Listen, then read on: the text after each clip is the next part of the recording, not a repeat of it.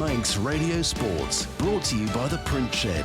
Visit theprintshediom.com today to set up your personalised web shop for your sports club or business.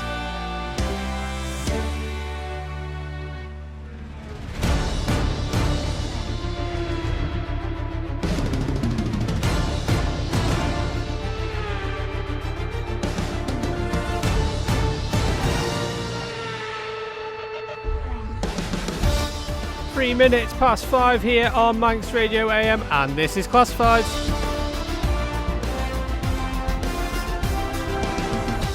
Coming up in the next hour, we're going to look at all the local action on and off island in both football, rugby and hockey.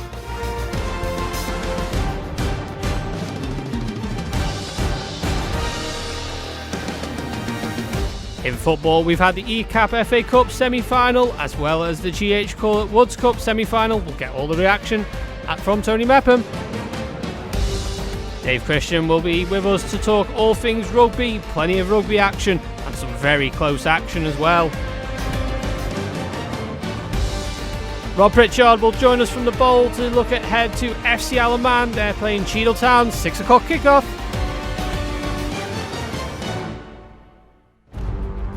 And of course, we will finish the show by looking at all the hockey fixtures that have took place on Ireland, and we will have some league titles to bring you as well. But as always, we'll start with the classified results.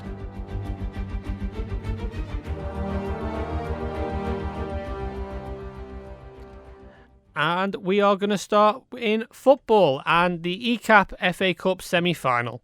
Corinthians 3, Peel 2. ECAP FA Cup quarter-final, Onken v Russian awaiting result. GH Call at Woods Cup semi-final, Malou against Marown awaiting result. Ramsey Youth Centre and Old Boys 4, Douglas Royal 1. Canada Life Men's Premier League, Douglas High School and Old Boys 0, St John's 3. Braddon 4, Union Mills 7. Laxey v Ramsey awaiting result. Foxdale 1, Ayr United 1. Arden and Druggan Division 2. Governors Athletic 3, Pulrose United 3. Colby 2, St George's 0. Canada Life Combination 1. Union Mills v Braddon postponed, walkover to Braddon. Ramsey v Laxey awaiting result. Russian 1, Peel 1. St John's United v Corinthians, walkover to Corinthians. Ayr United against Onken, walkover to Onken. Arden and Druggan Combination 2. Michael United v Ramsey Youth Centre and Old Boys, awaiting result. Douglas Athletic v Gyms, awaiting result. Marown 4, Colby 4. Douglas Royal 7, Governors Athletic 2. St George's 2, Castletown 8. In rugby, Regional 2 Northwest, Witness 32, Douglas 31. Counties 3, ADM, Lancs and Cheshire Minor Conference League, Vagabonds 26, Cole and Nelson 24. Women's NC2 North South, Old Winians 10, Vagabonds Ladies 38. Harford Homes Manx Cup, Southern Nomads 12, Ramsey 8. In hockey, Men's Premier League, Vikings 1, Castletown 3. Vikings B1, Castletown A3. Harlequins A1, Backers A6. Vikings A1, Falkires A2. Ladies Premier League, Vikings A0, Castletown A4. The game between Backers A and Harlequins A was awarded to Backers, Harlequins A unable to field the team. Falkires A5, Castletown B0. Men's Division 1. Falkires B0, Backers B3. Castletown B1, Valkyries C0. Ramsey A1, Harlequins B0. Ladies Division 1. Backers B0, Valkyries B6. Ramsey A8, Vikings B1. And then the game between Backers C and Castletown C was awarded to Castletown C as Backers C were unable to field the team. Men's Division 2, Castletown C v Bacchus Colts. This game was postponed due to player commitments in the England Hockey Championships. Bacchus C v Harlequin C was awarded to Bacchus C. That has been given as a walkover, as Harlequin C unable to field the team. And then the game that's just kicking off now at King William's College is Ramsey B v Viking C, and that is a 5:5 kickoff, so that should just be underway now at King William's College.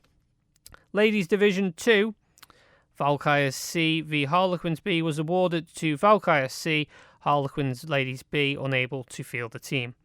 And then Vikings C v Ramsey B is a late pushback, and we are just awaiting that result.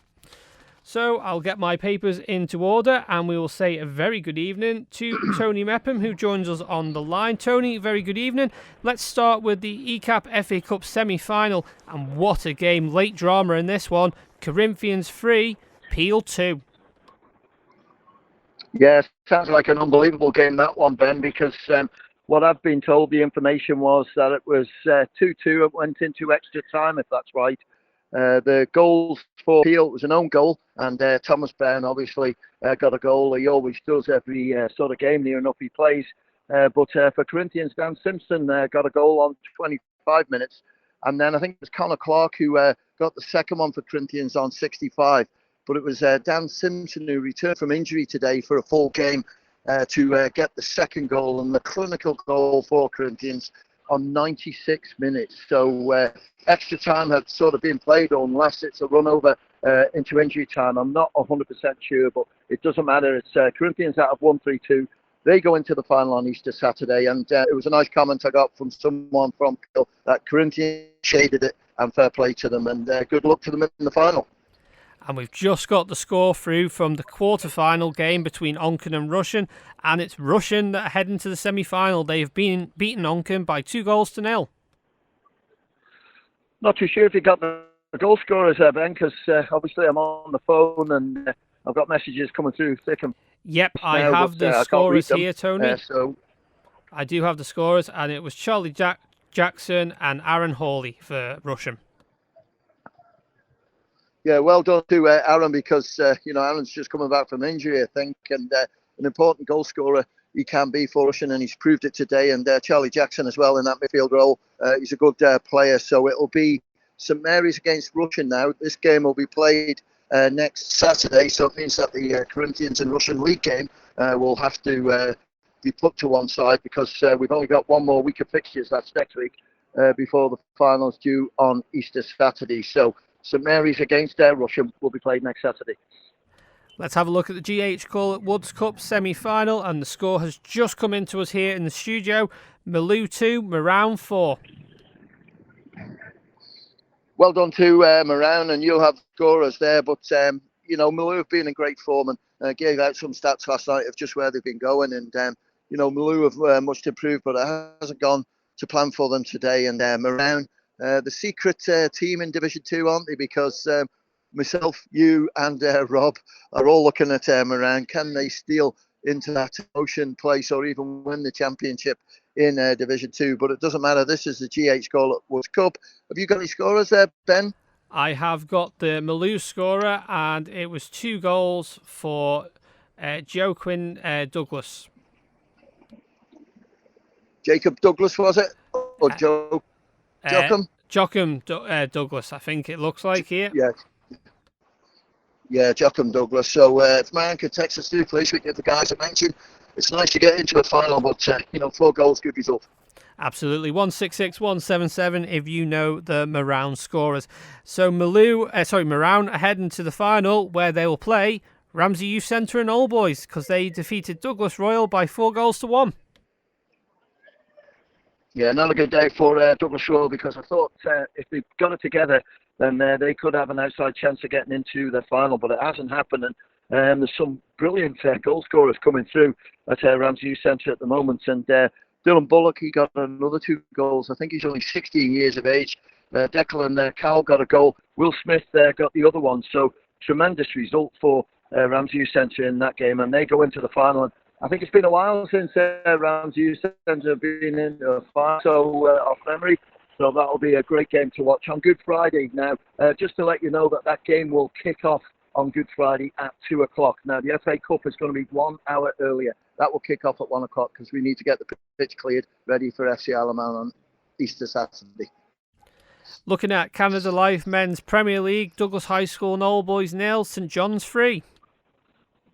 Yeah, and, St John's at the moment are in good form, and there's no doubt about it. Rhys Oates, a lot of people know Rhys. He's a popular lad, and he's had a tough time over the last sort of 4 or 5 years with a couple of operations to his knee, and he's not 100%. He's not far away, but he's being able to manage the training and everything else, and he's coming into fitness, and he's scoring plenty of goals, and by all accounts playing really well. And well done to Rhys getting a couple of goals. Brendan Forrest McClevey got the other one, so cracking result that for St John's. And Old Boys, it's another game gone if they've got any chance of survival in the Canada Life Premier League.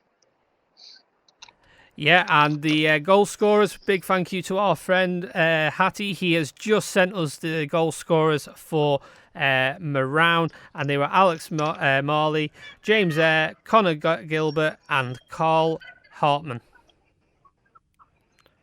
Looking at the Canada... Great. Thanks, Hattie. No worries. Canada Life Men's Premier League will continue with next game, which was Braddon Union Mills. Braddon 4, Union Mills 7. Yeah, and sorry to we can't read out your report, Dean, because I'm on my phone. But Dean's report at half-time was that it was totally one-sided, and Union Mills were 3-0 up. But certainly Braddon got it together in the second half, scoring 4 goals. Union Mills got 4 as well. So we'll see. In the second half, it was all shared. But Tyler Hughes on fire today for Union Mills. He got 4 of the goals. Lee Kagan got 1. Lewis Hicks and Dominic McCarry-Brennan got the other one for the Millers. But for Braddon, it was Dylan Barton with 1. Lex Mady got 1. And Dan Kinraid scored a goal from the penalty spot. So I don't think it's panic stations for Braddon, because they'll be looking at the Old Boys score today and think, well, we haven't sort of lost any ground. But Union Mills, Ryan Kelly got the best out of his team today, winning that game 7-4. Laxey 1, Ramsey 2. Yeah, I've got the Ramsey's 2 goal scorers. It was the same person. Matthew Jonesy it was. I think it was 1-1 late on, and Jonesy got a second to clinch the points for Ramsey. So disappointment for Johnny Palmer and Laxey players, but they're a really good team, Ramsey, when they get it together. And certainly the result of the last 2 or 3 weeks, it'll be really tough to bits in that one, getting it together. And Matthew Jonesy proven worthy of pushing them forward and getting the 2 goals. And a big crucial point for Foxdale. They have got a point off air, 1-1. Yeah, and I was talking to Rob last night about Foxdale. Even though they've lost a couple of games recently, they've put in some good performances. And the one in Peel where they just lost out 2-0 shows that they've got it together. A lot of young players coming in there and names unheard of. So credit to Andy Corkle for getting the best out of them. Not too sure about Foxdale's goal today, so if someone could text through, please. But Dean Tate it was who got the sole goal for Ayr United. So points dropped by Ayr, but a good point in the bag for Foxdale. Arden and Drugan Division 2, Governors Athletic 3, Pulrose United 3. A 6-goal thriller there. Yeah, 6 goal, and from all accounts from Governors Athletic, they should have won, because Governors were 3-0 up with only about 15 minutes to play, and Pulrose getting 3 goals, and I think it was Jimmy Lowther with one of the goals, and our own Canoper got 1. Sorry, Jimmy Lowther got 2. But for Governors Athletic, it was Tony Akonica, I think it is, got 1, David Kay, and Will Mathers, and really good performance by Governors. Deserves the point out of it, possibly deserves 3. And then Colby 2, St George's 0. Yeah, good result for Colby. Keeps the pressure on at the top of the table. And it was Seb Skiers, the scorer of the winner last week against Castletown, with the first, I think it was. And Carl Hickey got the other. So good result for Colby, 2-0. Canada Live Combination 1, the game between Union Mills and Braddon. That was postponed, a walkover to Braddon. We were looking for Ramsey v Laxey. Have you got that score, Tony? Yeah, just got it in, and thanks to Anthony Cooper for it. It was Ramsey 1, Laxey 2. Haven't had the score from Laxey, and I didn't get the score from Ramsey. I'm sorry about that. No worries, we'll move on. Russian United 1, Peel 1. Yeah, and this one was a real battle by the sound of it because, Russian, wanted to sort of get the maximum points, but they couldn't do it. Lee Hardman got the goal for Peel, but it was Chris Shimon on 65 minutes got the goal for Russian. So I think it's advantage Ramsey in that league now because, those points dropped by Russian and Peel plays into the hands a little bit to Corinthians, but not too much, but more into the hands of Ramsey. So, they'll be sort of very happy with seeing that result come through. Yeah, Corinthians game today over St John's. That was awarded to Corinthians. Unfortunately, St John's unable to field the team. And then Ayr United v Onken. That was also postponed. A walkover to Onken because Ayr United couldn't field the team. Arden and Druggan combination 2. We were looking for the score between Michael United, Ramsey Youth Centre and All Boys. Have we got it? Still haven't got that one, I'm afraid. Okay, so 166, 177 if you know the score between Michael United and Ramsey Youth Centre and All Boys in combination 2. We're also looking for Douglas Athletic v Gyms. Haven't got that one as well, Ben. So 166, 177, we're looking for the scores for Michael United, Ramsey Youth Centre and All Boys, and Douglas Athletic v Gyms. What a game, though, this one we're going to talk about. Mepham 4, Colby 4.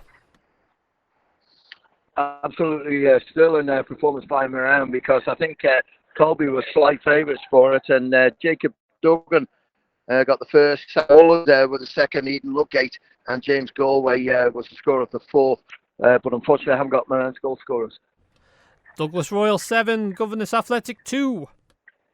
Yeah, good performance by Royal, and a couple of young players coming through the ranks here. I think in Sam Clegg and Archie Collis, I think it was, who got one. An own goal as well, but West Gibson got 2. Dempsey got his name on the score sheet, and Kyle Clark got the other one for Douglas Royal. And then finally, St George's 2, Castletown 8. Yeah, good performance by Castletown, certainly in the first half, because Castletown were leading after 45 minutes, 5-1 up. Finn Mulligan, he was the star, he got 4. Ollie Lee got 2. Lucas Simmons in the combination today, he got 1. And Neo Shorrocks, I'm pretty certain that's Neo, who I work with, and he tells me how good a player he is. Well, he's got his opportunities today. He's only a young lad, he's only 16, and he's bagged one. So if I've got the right Neo, congratulations. Absolutely. Tony, before we let you go, just a quick thoughts ahead of FC Isle of Man's game against Cheadle Town tonight. How do you see that one going? Surely the Ravens will be wanting to get back to winning ways. I would say so, but my take of the game last week, Ben, was that the first half was pretty flat, but second half I thought FC Isle of Man improved an awful lot, and the last sort of 15 minutes or so they put a really... it was, just a shame that, again, they conceded that goal towards the end. But, Rick Holden's got them in a good place. You can see the players are playing to their ability. They can't do much about the opposition if they're stronger. But all they can do is give a good account of themselves, and that's what they're doing. And so hopefully tonight against Cheadle, I won't be at the game, but I'm certain that Darren and Rob will bring all the information through to us, and later on at 8 o'clock I find out that FC Isle of Man won this one. I think it would be great if they could. Home soil, and got 2 more games, one next week and one the week after at home, and then the rest of the games are away. So it'd be great to get the support down there. I believe the weather in the Isle of Man is absolutely fantastic. So, let's hope that the score is really good as well, and we get that result by 8 o'clock. Absolutely. And Tony, should we break the news? Where are you actually? I'm actually in London. I'm in Oxford Street at the moment, Ben, and I appreciate you putting up with me not being there. But I'm going to watch the Arsenal game tomorrow, and unfortunately, part of the deal was that I had to go shopping with Tina, and what freeing me, I'm in Oxford Street, and she's got my card. So I'll let you know later on how I'm getting on. But it was part of the deal, and really looking forward to watching tomorrow at Wembley. And let's just hope that Arsenal can beat Man City. We'll wait and see. We've just had the Michael Ramsey Youth Centre and All Boys score just come into us here in the studio, Tony. No scorers, but Michael 3, Ramsey Youth Centre and All Boys 7 in that combination 2 game we were looking for. That's a good score, that Ben, because you look at the league table, Ramsey Centre just got to keep winning, and hopefully that combination to them. But today conceded 3. Michael are rebuilding, but to score 7 just shows you what place they're in, and I think outside favourites to win this league. Absolutely. Well, Tony, we'll let you go and find your bank card, and hopefully she's not spent all your money. Have a great trip, and we'll speak to you next week. Tony Mepham there from London. Manx Radio Sports, brought to you by The Print Shed. Visit theprintshed.com today to set up your personalised web shop for your sports club or business. 23 minutes past 5 here on Classifieds, and tomorrow marks the start of the 2026 Andreas Racing Association Championship up in the north of the island. The first racing action of the campaign is due to get underway on Sunday at the Derby Airfield from around 9:30. Testing and racing school sessions have already started up there, but tomorrow will be the first time that competitors face off with the championship points up for grabs. Manx Radio have been catching up with the Andreas Racing Association's Secretary Neal Champion to find out all the skeet and looking ahead to this year's championship. Pretty much pent up. It always feels like a long winter. Actually, our season's has already started, really. We had a test day 2 weeks ago, which was really well subscribed. I think something like 45, knocking on 50 riders out there just checking their bikes for the winter. Some people have got new bikes. Some people have had their bikes completely in bits and back together again. Some people haven't touched their bikes but wanting to give them a run and make sure they're all right. So, it was actually a really good day. Lovely weather. It's quite cool, but I don't think we had a single person fall off, actually. Let's hope we carry on like that through the year. But then, this weekend coming is our first full race weekend, full programme of races on Sunday. So you've already mentioned a couple of numbers there. We took on the test sessions. In terms of those numbers, how good is that in terms of, the sort of demand that you see around this time of year going into the season? Yeah, the start of the season is always good. People are keen to get back out there, but actually this is, I think, even better than normal. In fact, the race entry for Sunday is as high as we saw during COVID times when the island was happy to go around its business, but nobody could go across.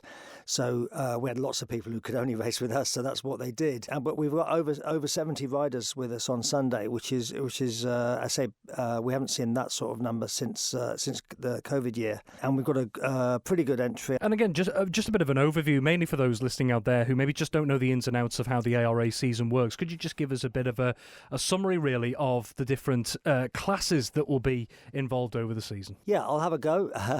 So we've got 7 different classes, which I could go through, but basically, it'll get too detailed. But really, mostly solo bikes, i.e. two-wheelers. We've got 5 sidecar classes as well.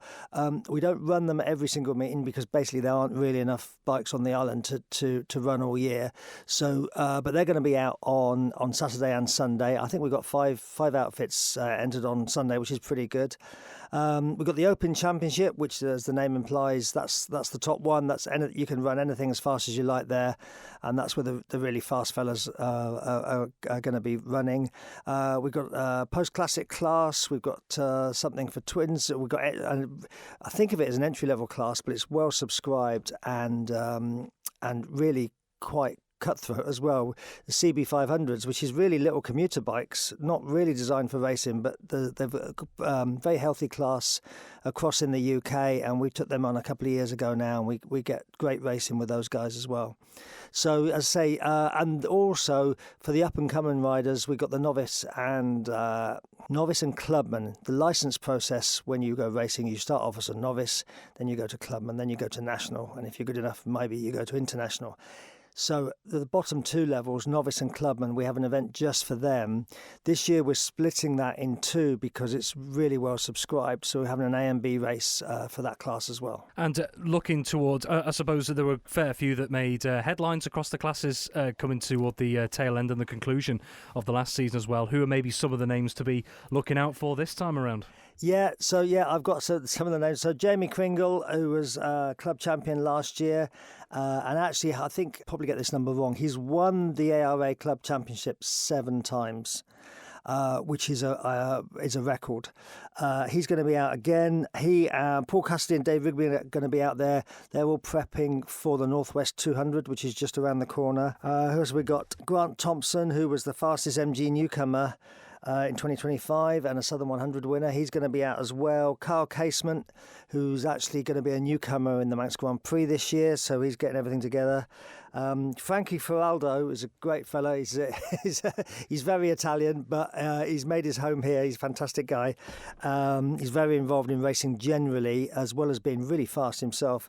This year he's going to be competing in the Ulster Superbike Championship across in Northern Ireland, but he's going to be racing with us this weekend as well. If anyone's listening out there wants to come down, see what it's all about, a race weekend with Andreas Racing, how can people find out more details? What do they need to know if they're going to turn up at Derby this weekend? On Sunday, practice starts at 9:30. I think the first race will be going off about 11. We get a few in before the lunch break, and then after lunch we race right through until the end of the afternoon. £6 entry fee there. Under 16s are free, so you can bring the whole family. And if anyone fancies saving a little bit of money, if you buy a supporters membership of the club, that's cost £25. That gets you entry to all our race championship events for the whole season. Manx Radio Sports, brought to you by The Print Shed. Visit theprintshediom.com today to set up your personalised web shop for your sports club or business. 28 minutes past 5, it's time to head on down to the bowl and join Rob Pritchard. Rob, team news is in, and I believe FC Isle of Man did put on their socials someone's returning. Indeed, we'll come to that in a moment. First of all, welcome to a sun-kissed Bowl Stadium here in Douglas ahead of this NWCFL Premier Division encounter between FC Isle of Man and Cheadletown, with kick-off in just over half an hour's time at 6 p.m. We'll bring you team news now. We'll start with the hosts, FC Isle of Man. They make 4 changes from the narrow 2-1 defeat to promotion hopefuls Chadderton here on Manx Shores last weekend. Dropping out this time around are Michael Williams, Josh Kane, Cameron Dudley and Adam Killier. And coming in, Alex Maitland comes back in as captain. He returns from suspension. Elsewhere, the other changes are on the bench. Sean Kelly and Danny Gerrard are back in the squad as well. And the notable one, the long-term absentee, if you like, that's making a return is Jack Higgins, who last played for the club a couple of years ago, has been spending his time out with the Lincoln City Academy over the last couple of seasons. He's now back in an FC Isle of Man shirt to bolster the ranks this evening. FC Isle of Man starting 11 is as follows. In goal is Mark Blair, and then it's Callum Sherry, Harry Best, Carl Clark, captain Alex Maitland, Carl Watson, Steve Whitley, Sam Gelling, Jacob Crook, Dean Pennington and Charlie Higgins. And the substitutes for FC Isle of Man are Jack Higgins, Sean Kelly, Adam Adebayi, Danny Gerrard and Luke Booth. And for the visitors, Cheadletown, they're forced into a number of changes also. One of them is actually in the dugout. The manager, Jake Edwards, unable to travel this week. So Joe Bone is the leading coach in the dugout for Cheadletown this evening. A couple of changes sees the change in goal, in fact, as well. Joseph Nicholson, he drops out. Also in the outfield, Kasper Mialkowski is absent, as are Ivan Egorevba and Benjamin Taylor. Coming in this time, James Hodges starts in goal for Cheadletown. And the outfield changes, Junior Omorogbe Ojo is into the starting 11. Sheikh Islam is also a new addition to the squad. He starts from the bench. So your Cheadletown starting 11 is as follows. In goal is James Hodges, and then it's Junior Omorogbe Ojo, Harrison Bickerton, Thomas Deere, Jack Tierney, captain Aaron Hevingham, Edson Catter, Harlan Rogers-Morris, Jonathan Nixon, Oliver Kavatanik and Sheriff and G. And just the 4 substitutes available to Cheadletown this evening. They are Blythe Bywater, Javier Lorente, Sheikh Islam and Oliver Taylor. Your referee this evening is Lewis Mason, and Stuart Morris and Liam Thomas are his assistants tonight. For both these sides, one of the key words could be momentum. Both looking to find a little more flow going into the closing stages of the season. For FC Isle of Man, this is one of their final 3 home games before a tough run of away fixtures to end the campaign. They'll be looking to try and get back on the winning trail after back-to-back defeats to 2 of the strongest sides in the division right now, Atherton, Laburnum Rovers and Chadderton over the last couple of weeks. For Cheadletown, meanwhile, it's just 1 win in the last 5 for Jack Edwards' side. Since he took over, he has a record as a manager at Cheadletown of 2 wins, 2 draws and 2 defeats, hoping to put a 3rd in that W column this evening. On the head-to-head record, it's Cheadletown that are slightly ahead of FC Isle of Man. They've won 5 of the 8 meetings so far. However, FC Isle of Man with 2 of the 3 meetings of these sides here at the Bowl. The last time Cheadletown managed to win here on Manx Shores, it was a late Daniel Knight winner in the 95th minute that won it all the way back in November 2023. Just 5 points actually separate these two sides going into this weekend. FC Alaman could move to within 2 points of Cheadletown just above them, and having played a game less as well. Plenty on the line for both of these sides, and including for FC Alaman, one of the headline things to note: if they avoid defeat this evening, they will mathematically secure their place in the NWCFL Premier Division for next season. They've got a nice cushion and have done for a few weeks away from the relegation zone right now, but they will love that security going toward the end of the campaign, where they do have a tough run of fixtures. Like I say, 4 consecutive away fixtures to end the campaign. So we await to see how things goes on this beautiful Isle of Man evening. We haven't been able to see that too often throughout the season here at the Bowl so far. But FC Alaman versus Cheadletown, kick-off at 6 p.m. Full live match commentary to come here on Manx Radio AM 1368. Rob, thanks very much. We'll speak to you at 6 o'clock. Manx Radio Sports, brought to you by The Print Shed. Visit theprintshed.iom.com today to set up your personalised web shop for your sports club or business. 27 minutes to 6. Let's head to Dave Christian. And Dave, very good evening. Let's start with Regional 2 Northwest, and a very close game here. Douglas just losing out though on the road. Witness 32, Douglas 31. Yeah, it's a close game. It's also a very tough game. Douglas ahead with 74 minutes gone, and that was when Liam McGovern kicked the winning penalty for Widnes just to deny Douglas. They get 2 losing bonus points though. They scored 4 tries and finished within 7 of their opponents. So that does give them 2 championship points, but it doesn't make good reading for them in the league table, I'm afraid. The league table is going to be Douglas into 6th place now, outside the promotion places. Top 5 are in the hunt. I think the league winners will be automatically promoted, and then the next 4 will play off for the other place. Douglas need to finish in the top 5 for a playoff position. They've got 2 games left. They've got West Park St Helens next week at Portashee, and then their final game of the season is a week after Easter, where they go to league leaders and I suspect champions North Ribblesdale. It's going to be tough for them. Looking at the fixture list, we see that they've got that game against North Ribblesdale for sure. But their opponents don't quite have the same toughness in the fixtures. They're looking for games for Burnage and Widnes, and I think Widnes are away at Northwich in their next fixture. So it's going to be squeaky bum time, I guess, is the best way to describe it. Douglas will be watching the results page, refreshing madly, just like I do every Saturday. It's going to be tricky for them. 17-10 it was at half-time today. Kieran O'Donnell and Lewis George went in for tries for Widnes. They were both converted by Liam McGovern, who added a penalty as well. Douglas kept in touch. They had a try from prop forward Simon Hoddenott and a penalty and a conversion from Nathan Robson. In the second half for Widnes, Lewis George picked up his second. Tom O'Neill went in 2. McGovern converted one of those before he sealed the win for Widnes with that penalty in the 74th minute. For Douglas in the second half, Liam Kirkpatrick, the captain, went in for 2. Nathan Robson converted both of those before scoring himself and converting that one too, but in the end it just wasn't quite enough. At Ballafletcher, though, there was better news for Vagabonds. They beat league leaders Colne and Nelson 26-24 in County Street ADM Minor Conference.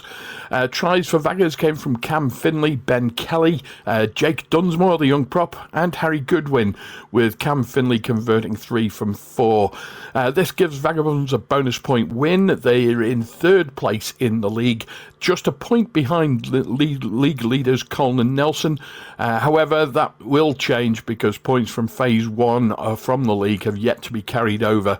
If I've got time tomorrow, I'll do that manually in a spreadsheet just to see what it looks like. There'll simply be a point adjustment in the league table, which is the only way I think the RFU computer system allows it to be done. But that'll make life a little bit clearer. It certainly won't be Vagabonds near the top, and it certainly won't be Colne and Nelson, who finished bottom of Phase 1 with just 7 championship points. But that'll become a little bit clearer next week. I think Vagabonds and Ramsey both in action next week. Ramsey are away at Colne and Nelson, so we'll wait and see after those games and how it actually looks. Vagabonds ladies, they won as well, so double celebrations up there at Ballafletcher. They're away at Old Winians, up for the early flight this morning. They won 38-10 to keep themselves just in the hunt for a promotion place in Women's NC2 North-South Division. It was the B. O'Neill Freya Crow Try Factory in full production mode for Vagabonds this afternoon. It made 5 tries between them, 3 from B. O'Neill and 2 from Freya Crow. And Becky Dunn also chipped in with a try, and Sammy McDonald kicked 4 conversions. And in the final match of the afternoon, it was the Hertford Homes Manx Cup, and Southern Nomads beat Ramsey 12-8 in the Manx Cup final clash. And Douglas Celts and Southern Nomads will now play in the final. I think it's the first weekend in May. I'm going from memory, though, so that's always a little bit faulty. Ramsey needed to win just to keep in the hunt. They've not picked up a point at all until this afternoon, where they got a losing bonus point. Nomads already had 4 points, I think, and needed 6 for automatic qualification. They won today, so that puts them on 8 points. Nobody else can catch them, and Douglas Celts have got maximum points, I think, so far, 9, possibly even 10. Nobody can catch those two now, so that will be the final. And there'll be a dress rehearsal for it, because the two meet each other on the 25th of April, I think. So that'll give a good indication of how the Manx Cup final is going to go. This afternoon, there was an early try from Ramsey, 11 minutes in from Braden Roach. Dan Kelly kicked a penalty just before half-time, and Ramsey were leading 8-0 at the break. Nomads, however, had much the better of the second half. Alex Marr try 7 minutes in, put them onto the scoreboard, and during the course of the half, they were held up over the Ramsey try line twice. And just when it looked like Ramsey were going to cling on for probably a fortunate win, a late try from Nomads paceman Tony Quinn, 76 minutes, I think, on the watch at that stage. That put his side in front. Zach Hand converted, and Ramsey were then beaten by the clock. So fair play to Southern Nomads. Their forwards were under the cosh in the first half, but in the second half they dug in and thoroughly deserved their win this afternoon. They were good for 12-8. They probably should have had a couple more. Manx Radio Sports, brought to you by The Print Shed. Visit theprintshediom.com today to set up your personalised web shop for your sports club or business. 21 minutes to 6. Many thanks there, Dave Christian, and we'll catch up with him next week. Let's have a look at hockey, and in the Men's Premier League, Vikings B1, Castletown A3, Elliot Butler, Andrew Winstanley and Steve Ronan on the score sheet for Castletown A. And for Vikings Men's B, it was Charlie Bell. Unfortunately for Vikings B, it is relegation. The game I went to this afternoon was between Harlequins A and Backers A. Backers A, knowing a win would secure them the championship, and they have done it in fine style. A 6-1 win over Harlequins A. Harlequins A goal scorer was Killian Sharkey Dowling. And then for Backers, it was Chris Bass with 1, Jamie Brown with 1, Carl Moore with 1, Callum Robb with 1, and Elliot Reid, the captain, who we spoke to at the end of the game, getting 2 goals for himself. And we speak to him here, talking about how they've just done the double. What a season it's been, Elliot. You have done it now. You've got the league title and undefeated all season. How does it feel? Yeah, it's really good. Both to do our men's B and men's A, two leagues, 2 titles is a really good feeling. It just shows the depth that we've got in our club. Being able to mix the teams up week in, week out has really helped. When we've had players away, we've had players to come through, and you wouldn't even notice the difference, which I think has been a big credit to the club and our sort of youth system that we have of bringing people through. Yeah, of course, your men's B have just won the men's Division 1 title, so congratulations to them. I mean, we saw it in the mixed season. You were absolutely flawless, undefeated in the mixed season. And, OK, you've got one more game to go, but you still remain undefeated all season. What's been the secret and behind it all? It's just been the dedication, getting down to trainings, even on them hard, cold nights, and turning up and just sort of having the discipline and believing in ourselves. I think it's been a big part of it, to know how good we are. And when a game gets a bit sticky, we rely on our sort of pedigree and our confidence to go out and keep the game in our favour. Absolutely, and of course, let's not forget, you have got finals day coming up and a big game there. Your rivals, Vikings A, how do you see that one?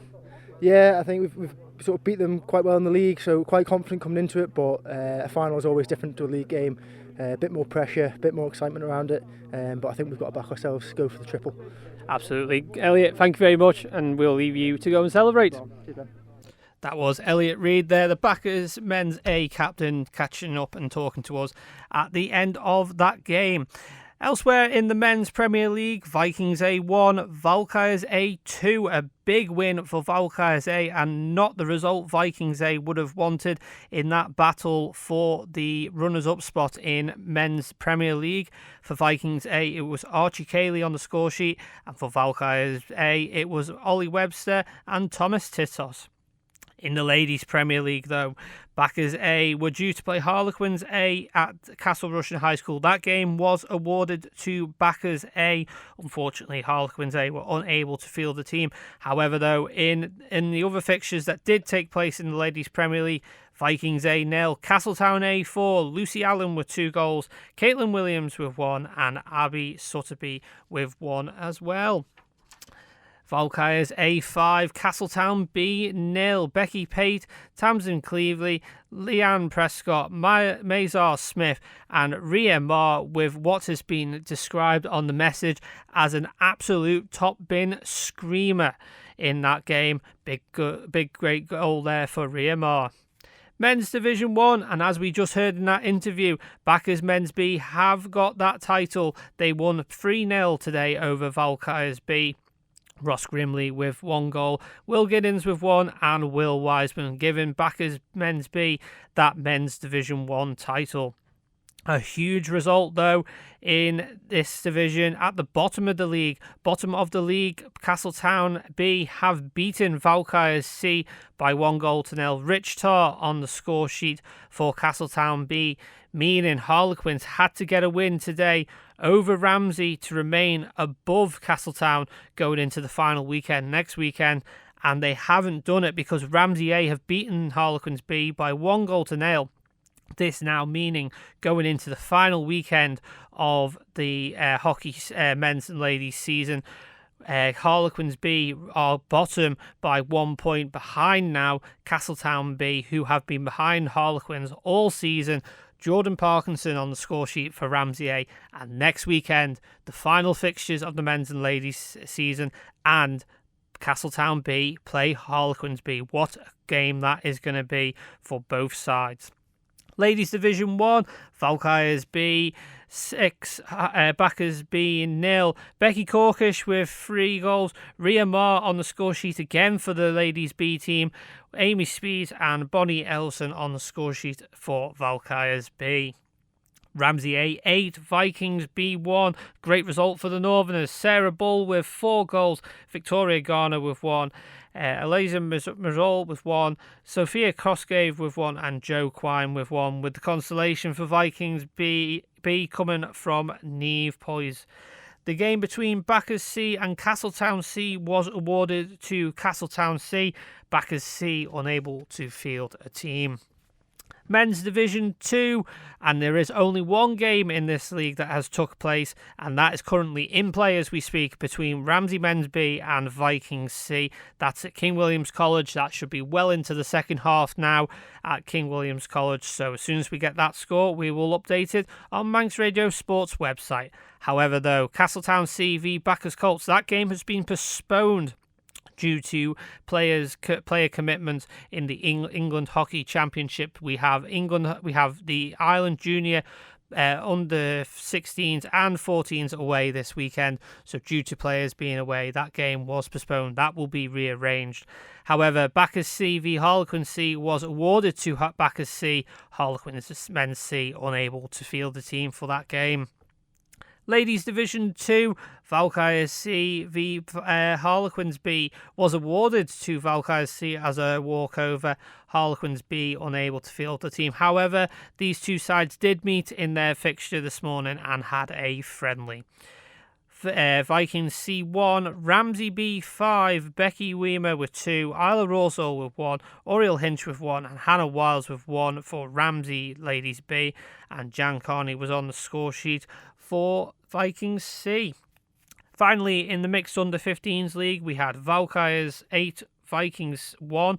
We don't have the Vikings goal scorer yet as it stands. However, Ollie Ryder-Clegg with 4 goals, Emily Moyer with 2, Kaylee Lehman with 1, and Emma Studges with 1 as well. And then the final fixture in the under-15s leagues saw Castletown take on Backers, and that was a 1-0 win to Castletown over Backers. Next weekend, it's the final fixtures in both the men's and ladies season, and we've got some absolute close battles for league titles to be decided. Manx Radio Sports, brought to you by The Print Shed. Visit theprintshediom.com today to set up your personalised web shop for your sports club or business.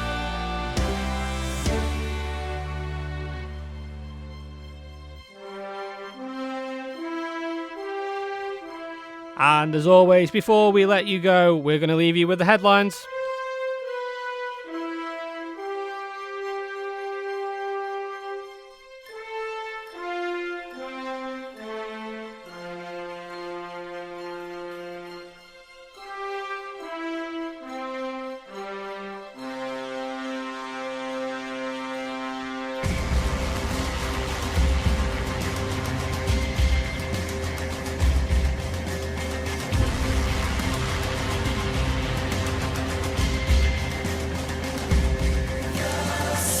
In the ECAP Cup semi-finals, Corinthians are heading to the final.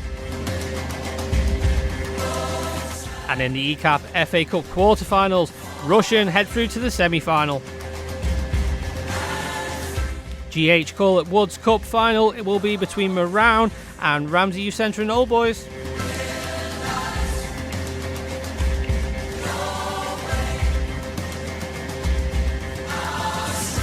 Canada Life Men's Premier League wins for St John's United, Union Mills, Ramsey and Foxdale hold air by 1-1.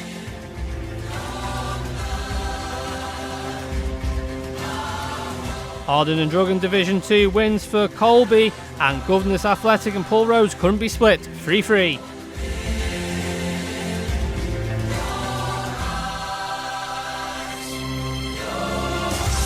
Canada Life Combination 1 wins for Laxey, and Rushing United and Peel couldn't be split, 1-1.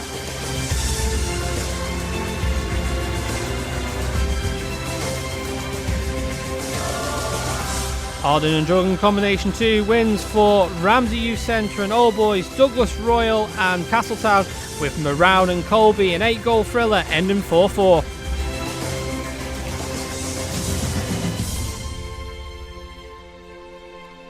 In Rugby Regional 2 Northwest, Douglas just lose out on the road to Witness by 32 points to 31.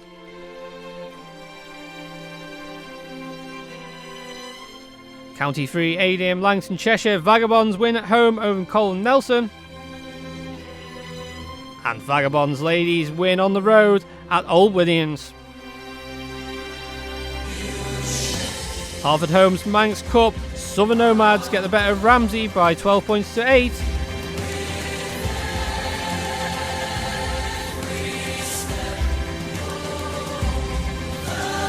In hockey, Men's Premier League, Backers Men's A clinched the Men's Premier League title with victory over Harlequins. Elsewhere, wins for Valkyries A and Castletown A.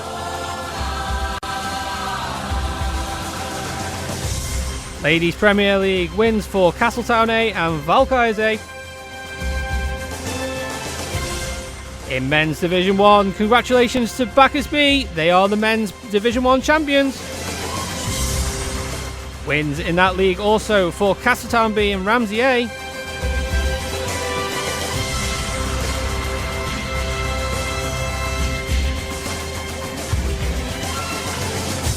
Ladies Division 1 wins for Valkyries B and Ramsey A.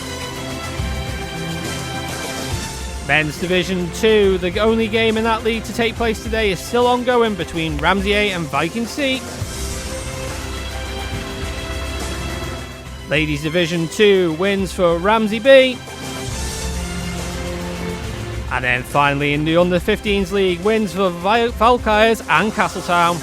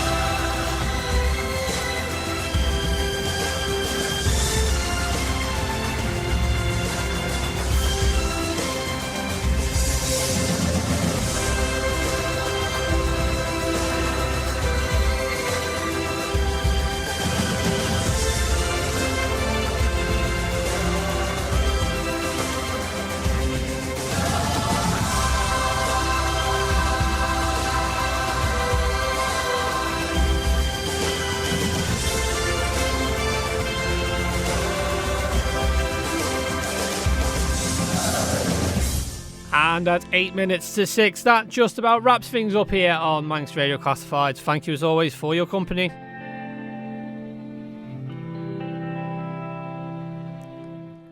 Big thank you as always to Tony Mepham and Dave Christian. They'll return next week when Rob Pritchard will be on Friday Sport, and I will be back with you next weekend here on Full Time. But it's time to head on down to the bowl for FC Isle of Man against Cheadletown. Can FC Isle of Man get back to winning ways this weekend and get points on the board? Come on, you Ravens!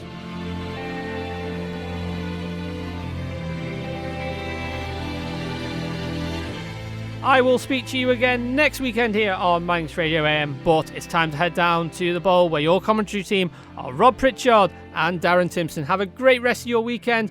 Good night. Manx Radio Sports, brought to you by The Print Shed. Visit theprintshed.iom.com today to set up your personalised web shop for your sports club or business.